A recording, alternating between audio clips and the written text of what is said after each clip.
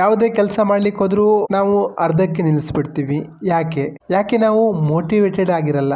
Motivation ಅಂದ್ರೆ ನಾವು ಮಾಡೋ ಕೆಲಸದಲ್ಲಿ ಉತ್ಸಾಹದಿಂದ ತುಂಬಿರೋದು. ಹೊರಗಡೆಯಿಂದ ಯಾರು ಸಪೋರ್ಟ್ ಮಾಡೋ ಅವಶ್ಯಕತೆನೇ ಇಲ್ಲ. ನೀವು ಯೂಟ್ಯೂಬಲ್ಲಿ ತುಂಬಾ ಮೋಟಿವೇಶನ್ ವಿಡಿಯೋ ನೋಡಿರ್ತೀರ, ಆದರೆ ಯಾರು ನಿಮ್ಮ ಸಮಸ್ಯೆನ ಪ್ರತ್ಯೇಕವಾಗಿ ಅನಲೈಸ್ ಮಾಡಿ ನೋಡಲ್ಲ. ನೀವು ನಿಮ್ಮ ಗುರಿ ಮೇಲೆ ಮೋಟಿವೇಟೆಡ್ ಆಗಿಲ್ಲ ಅಂದ್ರೆ ನಿಮ್ಮ ಕಾರಣ ಬೇರೆ ಇರ್ಬೋದು, ನನ್ನ ಕಾರಣ ಬೇರೆ ಇರ್ಬೋದು. ಸರಿಯಾಗಿ ಡಯಾಗ್ನೋಸಿಸ್ ಮಾಡಿಲ್ಲ ಅಂದ್ರೆ ಅದಕ್ಕೆ ಪರಿಹಾರ ಹುಡುಕೋದು ಹೇಗೆ ಸಾಧ್ಯ? ನೀವು ಡಾಕ್ಟರ್ ಹತ್ರ ಹೋಗ್ತೀರಾ, ಅವರಿಗೆ ಗೊತ್ತಿಲ್ಲ ನಿಮ್ಗೆ ಯಾಕೆ ಜ್ವರ ಬಂದಿದೆ ಅಂತ.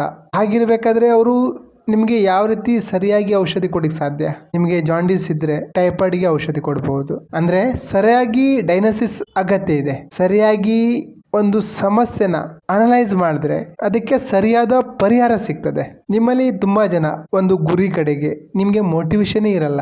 ಯಾಕೆ ಹೀಗೆ? ನನಗೆ ಮೋಟಿವೇಶನ್ ಯಾಕಿಲ್ಲ ಅಂತ ಪತ್ತೆ ಹಚ್ಚೋದು ಹೇಗೆ? ನೀವು ತುಂಬಾ ಗೋಲ್ ಸೆಟ್ ಮಾಡಿರ್ತೀರಾ, ಕಾನ್ಶಿಯಸ್ ಆಗಿ ಮಾಡಿರ್ತೀರಾ, ಆದ್ರೆ ತುಂಬಾ ಗೋಲ್ ಕಂಡೀಷನ್ಡ್ ಆಗಿರ್ತದೆ. ಯಾವ ರೀತಿ ನಾವು ಕಂಡೀಷನ್ ಆಗಿದ್ದೀವೋ ಅದೇ ತರ ನಾವು ಗುರಿನ ಸೆಟ್ ಮಾಡಿರ್ತೀವಿ. ನೀವು ಮಾಡ್ಕೊಡಿರುವಂತಹ ಗುರಿ, ನಿಮ್ಮ ಆಯ್ಕೆ, ನಿಮ್ಮ ನಿರ್ಧಾರ ಕಂಡೀಷನ್ಡ್ ಆಗಿರ್ಬೋದು. ಹಾಗಾಗಿ ನಮ್ಮ ಗುರಿ ಯಾಕೆ ಈಡೇರಲ್ಲ? ನಮ್ಮ ಗುರಿಯ ಹಿಂದಿರುವ ಸೋರ್ಸ್ ಏನು? ಯಾಕೆ ನಾವು ಮೋಟಿವೇಟೆಡ್ ಆಗಿ ಇರಲ್ಲ ಅನ್ನೋದನ್ನ ನಾವು ಈ ವಿಡಿಯೋದಲ್ಲಿ ಅನಲೈಸ್ ಮಾಡೋಣ. ನಮ್ಮ ಗುರಿಯ ಸೋರ್ಸ್ ಏನು? ನಾವು ಯಾಕೆ ಮೋಟಿವೇಟೆಡ್ ಆಗಿರಲ್ಲ? ಯಾಕೆ ಅರ್ಧಕ್ಕೆ ಕೆಲಸ ಬಿಟ್ಬಿಡ್ತೀವಿ? 2025 6 ತಿಂಗಳು ಹೋಯ್ತು, ಗುರಿ ಈಡೇರಿಲ್ಲ. ಯಾಕೆ? ಅದಕ್ಕೆ ನಾವು ಇಲ್ಲಿ ಒಂದು ಚಾರ್ಟ್ನ ಫಾಲೋ ಮಾಡೋಣ. ಅಂದ್ರೆ ನಮ್ಮ ಗುರಿ ಯಾವ ಆಧಾರದ ಮೇಲಿದೆ? ನಮ್ಮ ಗುರಿ ಡಿಸೈರ್ ಮೇಲಿದೆಯೋ, ಅಥವಾ ಶುಡ್ ಮೇಲಿದೆಯೋ, ಅಥವಾ ವ್ಯಾಲ್ಯೂ ಬೇಸ್ಡ್ ಆಗಿದೆಯೋ, ಅಥವಾ ಧರ್ಮದ ಮೇಲೆ ನಿಂತಿದೆಯೋ?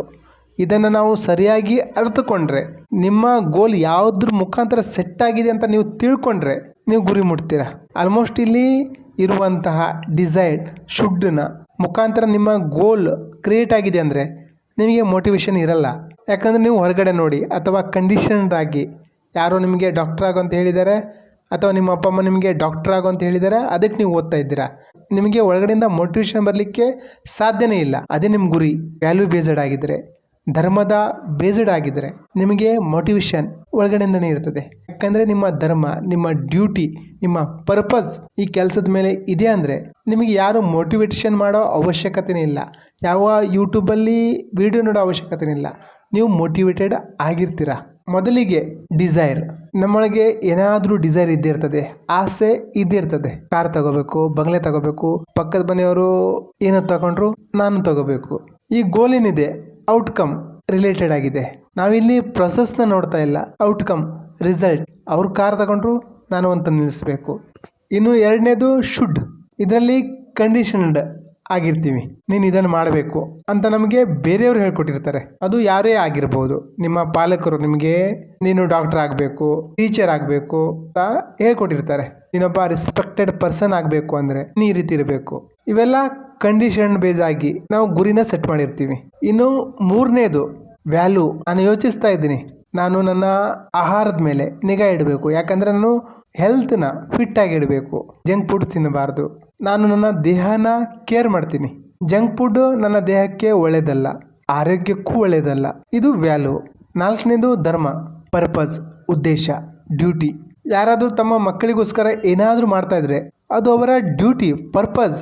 ನೀವೊಂದು ಬಿಸ್ನೆಸ್ ಕೆಲಸ ಸ್ಟಾರ್ಟ್ ಮಾಡಿದ್ದೀರಾ, ನೀವು ಜನರಿಗೆ ಸಹಾಯ ಮಾಡ್ತಾ ಇದ್ದೀರಾ, ಆ ಮೂಲಕ ನಿಮಗೆ ಹಣ ಬರ್ತದೆ.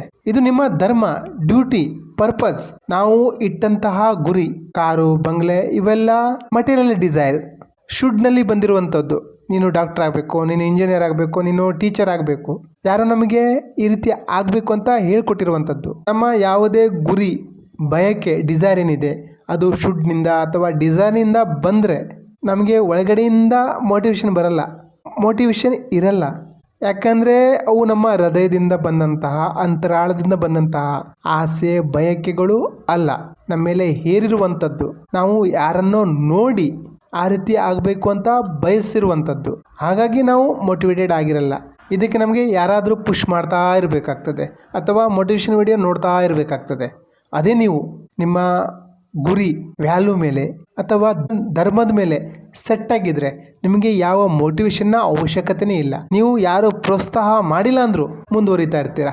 ದೃಢ ಸಂಕಲ್ಪ ಇರ್ತದೆ, ನಾನು ಜನರ ಜೀವನದಲ್ಲಿ ವ್ಯಾಲ್ಯೂ ಆ್ಯಡ್ ಮಾಡಬೇಕು, ಸಹಾಯ ಮಾಡಬೇಕು, ಇದಕ್ಕೋಸ್ಕರ ನಾನು ಈ ಭೂಮಿ ಮೇಲೆ ಬಂದಿದ್ದೀನಿ ಅಂತ ನಾನಿದ್ದರೆ ನಾನು ಲೈಫ್ ಮೋಟಿವೇಟೆಡ್ ಆಗಿರ್ತೀನಿ. ನನಗೆ ದೇವರು ಒಂದು ಗಿಫ್ಟ್ ಕೊಟ್ಟಿದ್ದಾನೆ, ನನ್ನಲ್ಲಿ ಒಂದು ಜ್ಞಾನ ಇದೆ, ಅದನ್ನು ನಾನು ಶೇರ್ ಮಾಡ್ತೀನಿ. ಇದು ನನ್ನ ಕರ್ತವ್ಯ, ನನ್ನ ಧರ್ಮ. ಇಲ್ಲಿ ನನಗೆ ನಿಮ್ಮಿಂದ ಒಂದು ಲೈಕ್ ಸಿಕ್ಕಿಲ್ಲ ಅಂದರು, ಒಂದು ಒಳ್ಳೆ ಕಾಮೆಂಟ್ ಮಾಡಿಲ್ಲ ಅಂದರೂ ನಾನು ತಲೆ ಕೆಡಿಸ್ಕೊಳ್ಳಲ್ಲ. ನಾನು ನನ್ನ ಬೆಸ್ಟ್ನ ಕೊಡ್ತಾ ಹೋಗ್ತೀನಿ, ನನ್ನ ನಾಲೆಡ್ಜ್ನ ಶೇರ್ ಮಾಡ್ತಾ ಹೋಗ್ತೀನಿ. ಯಾಕೆಂದರೆ ಈ ನಾಲೆಡ್ಜ್ ಬೆಳೆಸ್ಕೊಂಡು ನನ್ನ ಜೀವನದಲ್ಲಿ ಬದಲಾವಣೆ ಆಗಿದೆ, ನಿಮ್ಮ ಜೀವನದಲ್ಲೂ ಬದಲಾವಣೆ ಆಗಬಹುದು. ವಿಡಿಯೋ ಅಪ್ಲೋಡ್ ಮಾಡೋದು ನನ್ನ ಧರ್ಮ, ನಾನು ಮಾಡ್ತಾಯಿದ್ದೀನಿ. ನನಗೆ ನಿಮ್ಮ ಪ್ರೋತ್ಸಾಹ, ಮೋಟಿವೇಶನ್ ಏನೂ ಬೇಕಾಗಿಲ್ಲ. ಅದೇ ನನ್ನ ಗುರಿ. ಅದಕ್ಕೆ ಹಿಂದೆ ನಿಮ್ಮ ಶುಡ್ ಇದ್ದರೆ ನೀನು ವಿಡಿಯೋ ಮಾಡು ಅಂದರೆ ನಾನು ಮಾಡ್ತಾ ಇರಲಿಲ್ಲ. ಯಾಕಂದರೆ ನನಗೆ ಒಳಗಡೆಯಿಂದ ಮೋಟಿವೇಶನ್ ಬರ್ತಾನೆ ಇರಲಿಲ್ಲ. ಈಗ ನೀವೇನು ಮಾಡಬೇಕು ಅಂದರೆ ಒಂದು ಪೆನ್ ಪೇಪರ್ ತಗೊಂಡು ನಿಮ್ಮ ಗುರಿನ, ಅಂದರೆ ಅದು ಯಾವುದ್ರ ಮೂಲಕ ಬಂದಿದೆ, ಯಾವ ಆಧಾರದ ಮೇಲೆ ನಿಂತಿದೆ ಅದನ್ನು ಫೈಂಡ್ ಮಾಡಿ. ಡಿಸೈರ್ ಮೇಲೆ ನಿಂತಿದೆಯೋ, ಅಥವಾ ಶುಡ್ ಮೇಲೆ ನಿಂತಿದೆಯೋ, ಅಥವಾ ವ್ಯಾಲ್ಯೂ ಬೇಸಿಸ್ ಆಗಿದೆಯೋ, ಅಥವಾ ಧರ್ಮದ ಮೇಲೆ ನಿಂತಿದೆಯೋ ನೋಡಿ. ಏನೇ ಒಂದು ವಿಚಾರನ ತಿಳ್ಕೊಬೇಕು ಅಂದರೆ ಅದನ್ನು ಸರ್ಫೇಸ್ ಲೆವೆಲಲ್ಲಿ ತಿಳ್ಕೊಂಡ್ರೆ ಏನೂ ಆಗಲ್ಲ. ಬುಡ ಹಿಡಿದು ನೋಡಬೇಕು, ಏನು ಹೇಳ್ತಾ ಇದೆ, ಯಾವುದ್ರ ಮೂಲಕ, ಯಾವ ಆಧಾರದ ಮೇಲೆ ನನ್ನ ಗುರಿ ನಿಂತಿದೆ ನೋಡಿ. ಸಿಂಪಲಾಗಿ ಹೇಳಬೇಕಂದ್ರೆ ನಿಮ್ಮ ಗುರಿ ಶುಡ್ ಡಿಸೈರ್ ಮೇಲೆ ಬಂದಿದ್ರೆ ನೀವು ಮೋಟಿವೇಟೆಡ್ ಆಗಿರಲ್ಲ. ಯಾಕಂದರೆ ನೀವು ಔಟ್ಕಮ್ ನೋಡಿ ಅದನ್ನು ಡಿಸೈಡ್ ಮಾಡಿದ್ದೀರಾ. ನಿಮ್ಮ ಹೃದಯದ ಅಂತರಾಳದಿಂದ ಆ ಗುರಿ, ಆ ಬಯಕೆ ಬಂದಿಲ್ಲ. ಅದೇ ನಿಮಗೆ ನನ್ನ ಗುರಿ ವ್ಯಾಲ್ಯೂ ಬೇಸಿಸ್ ಆಗಿದೆ, ಧರ್ಮದ ಮೇಲೆ ನಿಂತಿದೆ ಅಂದರೆ ನೀವು ಯಾರಿಗೂ ಕಾಯಲ್ಲ. ನಿಮ್ಮ ನಿರಂತರ ಪ್ರಯತ್ನದಲ್ಲಿರ್ತೀರ, ನಿರಂತರವಾಗಿ ಮೋಟಿವೇಟೆಡ್ ಆಗಿರ್ತೀರ, ಗುರಿನೂ ಮುಟ್ತೀರ. ನೀವು ನಿಮ್ಮ ಮಗನಿಗೆ ಡಾಕ್ಟರ್ ಆಗುವಂತ ಹೇಳಿದಿರ, ಆದರೆ ಅವರಿಗೆ ಓದಲಿಕ್ಕೆ ತುಂಬ ಕಷ್ಟ. ಯಾಕೆಂದರೆ ಅವರಿಗೆ ಆಸಕ್ತಿ ಇಲ್ಲ. ಅವರ ಗುರಿ, ಅವರ ಬಯಕೇನಿದೆ ಡಾಕ್ಟರ್ ಆಗಬೇಕು ಅಂತ, ಅದು ನಿಮ್ಮಿಂದ ಬಂದಿರುವಂಥದ್ದು. ಅವನು ಈಗ ಇದರಲ್ಲಿ ಮೋಟಿವೇಟೆಡ್ ಆಗಿರಬೇಕು ಅಂದರೆ, ಆ ಒಂದು ಗುರಿಯ ಮೇಲೆ ದೃಢವಾಗಿ ನಿಲ್ಲಬೇಕು ಅಂದರೆ ಅವನು ಏನು ಮಾಡಬೇಕಾಗತ್ತೆ ಅಂದರೆ ಆ ಶುಡ್ ಮತ್ತು ಡಿಸೈರಿಂದ ಬಂದಿರುವಂತಹ ಗುರಿನ ವ್ಯಾಲ್ಯೂ ಮತ್ತು ಧರ್ಮದ ಕಡೆಗೆ ಶಿಫ್ಟ್ ಮಾಡ್ಕೋಬೇಕಾಗ್ತದೆ. ಅದಕ್ಕೆ ಒಳಗಡೆಯಿಂದ ಒಂದು ರಿಯಲೈಸ್ ಆಗಬೇಕು, ಈ ಕೆಲಸ, ಈ ಡಾಕ್ಟರ್ ಅಂದರೆ ಜನರ ಜೀವ ಉಳಿಸೋದು, ನನಗೆ ದೇವರು ಕೊಟ್ಟಿರುವಂತಹ ಒಂದು ಗಿಫ್ಟು, ಜನರ ಜೀವ ಉಳಿಸೋದು. ಇದು ನಮಗೆ ಒಂದು ಅರ್ಥ ಆಯಿತು ಅಂದರೆ ನಾವು ಲೈಫ್ ಲಾಂಗ್ ಮೋಟಿವೇಟೆಡ್ ಆಗಿರ್ಬೋದು.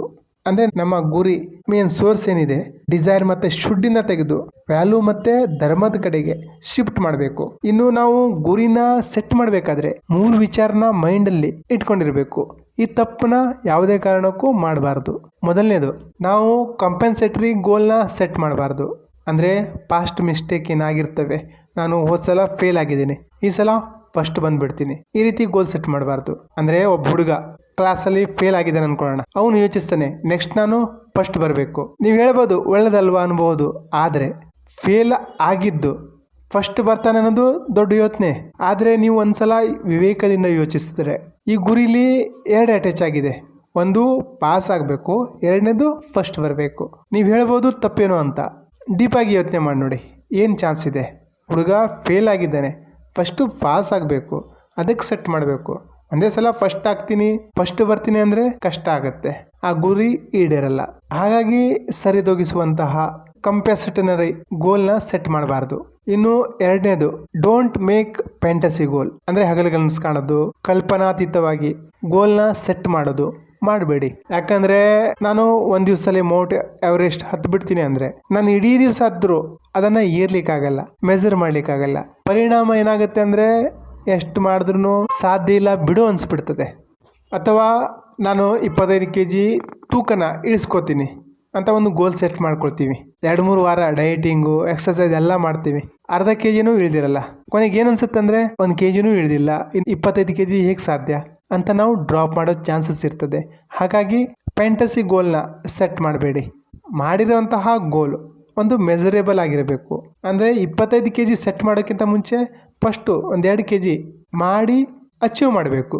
ಇನ್ನು 3ನೇದು, ಡೋಂಟ್ ಮೂವ್ ಗೋಲ್ಸ್ ಫಾಸ್ಟ್. ಇದಕ್ಕೊಂದು ಉದಾಹರಣೆ ಹೇಳಬೇಕು ಅಂದರೆ, ನಾವೊಂದು ಗೋಲ್ ಸೆಟ್ ಮಾಡಬೇಕಾದ್ರೆ ನಾನು ಒಂದು ವಾರದಲ್ಲಿ 2 ದಿವಸ ಜಿಮ್ ಮಾಡ್ತೀನಿ ಅಂತ ಒಂದು ಸೆಟ್ ಮಾಡಿರ್ತೀವಿ. 2 ದಿವಸ ಹೋಗ್ತೀವಿ, ಖುಷಿ ಆಗ್ತದೆ, ಮತ್ತು ಪೂರ್ತಿ ವಾರ ಹೋಗ್ತೀವಿ ಅಂದ್ಕೊಳ್ತೀವಿ. ಅಂದರೆ ಗೋಲ್ನ ಮೂವ್ ಮಾಡ್ತೀವಿ. ಈ ರೀತಿ ಮಾಡಿದಾಗ ಏನಾಗುತ್ತೆ ಅಂದರೆ ಅದು ಆಗಲ್ಲ. ನಾವು ಅದನ್ನು ಅಲ್ಲೇ ಡ್ರಾಪ್ ಮಾಡಬೇಕಾಗ್ತದೆ. ನಾನೊಂದು ಜಿಮ್ಮಿಗೆ ಹೋಗಿ ಒಂದು 25-30 ಡಿಪ್ಸ್ ಹೊಡಿತಾ ಇದ್ದೀನಿ ಅಂದರೆ ಅದನ್ನು ಡೀಪಾಗಿ ಮಾಡಬೇಕು. ಇವತ್ತು 25 ಹೊಡೆದಿದೆ ಅಂತ ನಾಳೆ 50 ಹೊಡಿಲಿಕ್ಕೆ ಹೋದರೆ, ನಾಡಿದ್ದು 100 ಹೊಡಿಲಿಕ್ಕೆ ಹೋದರೆ ಅಲ್ಲೇ ಡ್ರಾಪ್ ಮಾಡಬೇಕಾಗ್ತದೆ. ಅಂದರೆ ಗುರಿ ಸೆಟ್ ಮಾಡೋದು ಹೇಗೆ ಸಿಂಪಲ್ ಆಗಿ ಹೇಳಬೇಕು ಅಂದರೆ, ನಿಮ್ಮ ಗುರಿನ ವ್ಯಾಲ್ಯೂ ಮತ್ತು ಧರ್ಮದ ಆಧಾರದ ಮೇಲೆ ಸೆಟ್ ಆಗೋ ಥರ ನೋಡ್ಕೊಳ್ಳಿ. ಮತ್ತು ನಿಮ್ಮ ಗುರಿ ಮೆಜರೇಬಲ್ ಆಗಿರಬೇಕು, ಆ್ಯಕ್ಷನೇಬಲ್ ಆಗಿರಬೇಕು. ಈ ರೀತಿ ನೀವು ಗುರಿನ ಸೆಟ್ ಮಾಡಿದ್ದೇ ಆಗಿದ್ದರೆ ನೀವು ಆ ಗುರಿಯ ಮೇಲೆ ಏಕಾಗ್ರತೆಯಿಂದ ಇರ್ತೀರಾ, ಮೋಟಿವೇಟೆಡ್ ಆಗಿರ್ತೀರಾ. ಈ ರೀತಿಯ ವಿಡಿಯೋಗಳಿಗಾಗಿ ಆತ್ಮೀಯ ಗೆಳೆಯ ಚಾನಲ್ನ ಸಬ್ಸ್ಕ್ರೈಬ್ ಮಾಡ್ಕೊಳ್ಳಿ.